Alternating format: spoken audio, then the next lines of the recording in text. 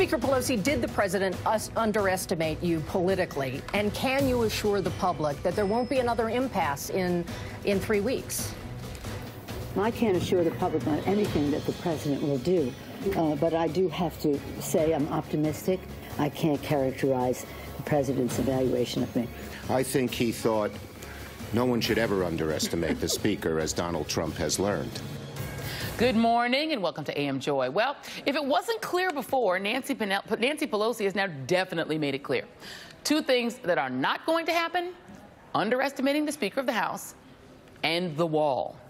Pelosi's refusal to give in to Trump's 35 days of hostage-taking and empty threats forced the president to cave, at least for now, on what was the core promise of his campaign: a border wall stretching across the southern border that Mexico would pay for.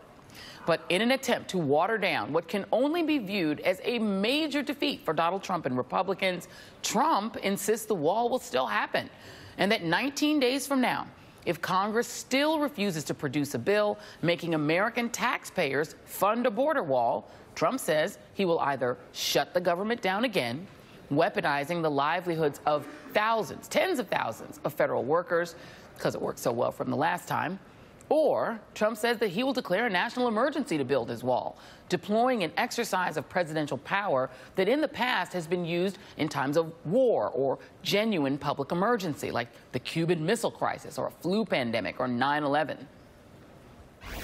If we don't get a fair deal from Congress, the government will either shut down on February 15th again, or I will use the powers afforded to me under the laws and the Constitution of the United States to address this emergency.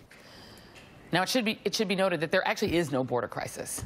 According to U.S. Customs and Border Protection statistics, border crossings by undocumented migrants are at near record lows.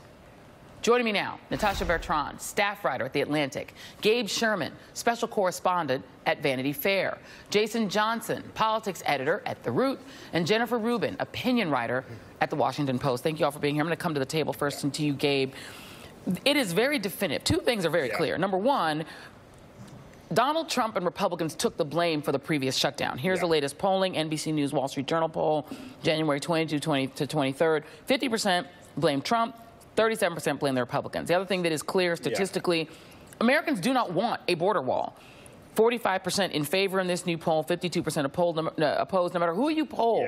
This is the strategy didn't work, and the end product isn't wanted. In your reporting, is the White House really determined to even use the National Emergencies Act to try to force this policy on the American people?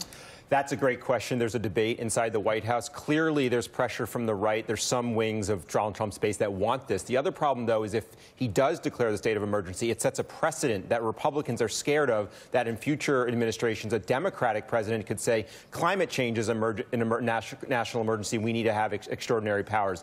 So I think the pressure is for him not to do this, but politically, he has zero other options. He didn't get his wall this time. There's no chance in 3 weeks that the government is going to shut down and he'll get his wall then. So the only card he has left to play is one that his own administration doesn't want him to. Right. And so we're going to talk about the national emergencies powers in a minute, Natasha. But just to be very clear, Donald Trump is in a very weak negotiating position now because he did just give up the entire point of the 35-day shutdown by signing a bill that does not have wall funding. So that's clear. And his antagonist in this, the House Speaker, Nancy Pelosi, I don't know how she could be more clear because even journalists don't seem to get it yet. But here she is sparring on the very point of whether or not, you know, this idea of funding the wall is going to happen. Take a listen. Are you no longer ruling out any money for the wall? Are you now open for money for the wall? Have I not been clear on the wall? You have not been clear. Okay. No, I have been very clear on the wall.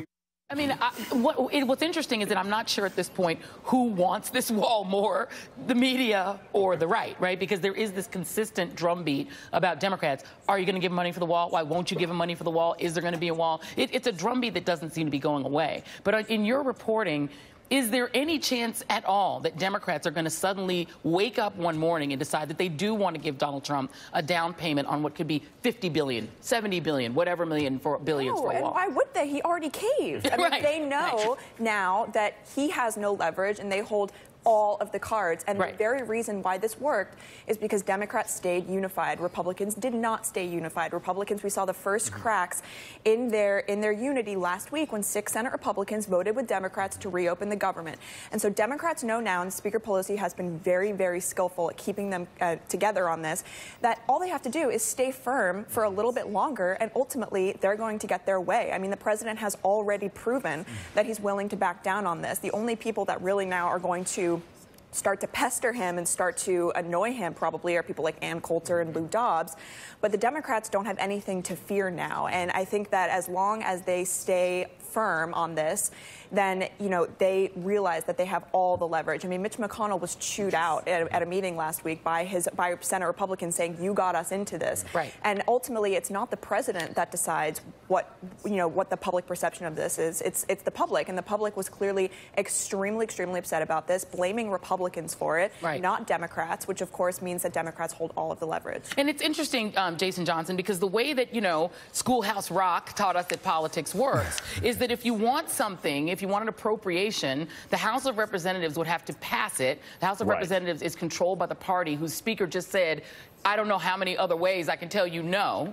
Yeah. And you would need 60 votes in the Senate to pass it. And Republicans just lost 6 of them on whether or not to keep the government shut down in order to fund a wall. And the next vote probably would have been 16 of them or 20 of them. They're going to start to fade. So I am curious as to why we are still debating a policy that is not wanted, unpopular, and that only Donald Trump and Ann Coulter seem to care about.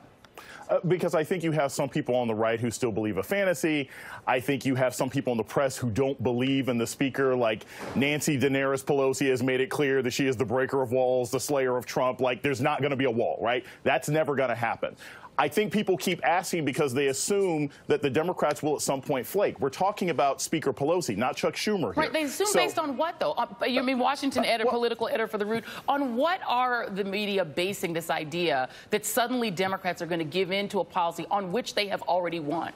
Well, one, because I think there's precedent in the past, right? There's precedent for Democrats folding to Trump. There's precedent for Democrats saying maybe there's some wiggle room here. Also, I think people want it to be a story. I mean, as grotesque as I think that is, because there are over 1 million people who are held hostage and suffering, I think there are certain analysts out there who believe that the discussion of the wall is just an interesting story that we should be talking about, as opposed to an indicator of a racist monument being used to hold 1 million people hostage. There is no movement on this. I don't think the president's necessarily even going to declare an emergency, because I think that's a non-starter. What's eventually going to happen is Mitch McConnell will have to gain a spine, sit down with the president quietly and say, this can't happen. Take $5 million in border security. We'll give you some flowers for a nice little border that you want to create, or one way or another. But a wall is not going to happen. I think the sooner that the press stops promoting that story, we can move on to what actually needs to happen in this country. I think I tend to agree with that assessment. But I want to go to you, Jennifer Rubin, on this, because the other aspect of this that could be just an interesting Washington